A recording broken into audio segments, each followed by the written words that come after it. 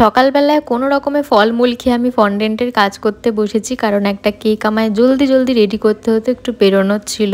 মা এদিকে tasty tasty কাঁকড়া রান্না করছে, যেটা আমি দুপুরে খেতে পারবো না, রাতে এসে খেতে হবে। এই মহিলা আমাকে জোর করে একদম তুলে নিয়ে গেছে, যার জন্য এত তাড়াতাড়ি আমায় কেক রেডি করে বেরোতে হয়েছে। ওর দাবি ছিল চায়না টাউন যাওয়ার, তো আমরা প্ল্যান করেছিলাম গোল্ডেন জয়ে যাব। আর রাস্তা এত সুনসান, ভেতরে গিয়ে দেখি এত ভিড়, মানে রাস্তার সব লোকেরা গোল্ডেন জয়েই চলে এসছে। অনেকক্ষণ ওয়েট করার পর ফাইনালি আমরা বসার জায়গা পেয়েছি। প্রথমেই অর্ডার করেছিলাম গোল্ডেন ফ্রাইড প্রন, যেটা দেখি সবাই খাচ্ছে, আর খাবে নাই বা কেন, এটা সত্যি দারুণ খেতে ছিল। এখনও আমার লোভ লাগছে ভিডিও এডিট করতে গিয়ে। তারপরে আরও খাবার দাবার চলে এসছে, মিক্স থাই নুডলস আর ফিশ অর্ডার করেছিলাম, একটা হুনান ফিশ। নুডলসটা অত ভালো লাগেনি, দাম আন্দাজে আরও একটু চিকেন প্রন এসব দিতে পারতো, বাট ফিশটা বেশ ভালো খেতে ছিল।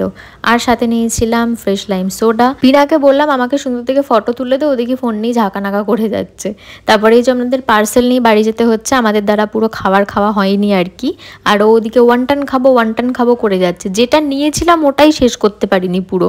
যাই হোক, এবার বাড়ি ফেরার পালা। যাওয়ার পথে আমি এরকম ফলের বাজার দেখেছিলাম, ভেবেছিলাম আসার পথে কিনবো, এসব দেখলেই আমার কেনার জন্য হাত চুলকায়।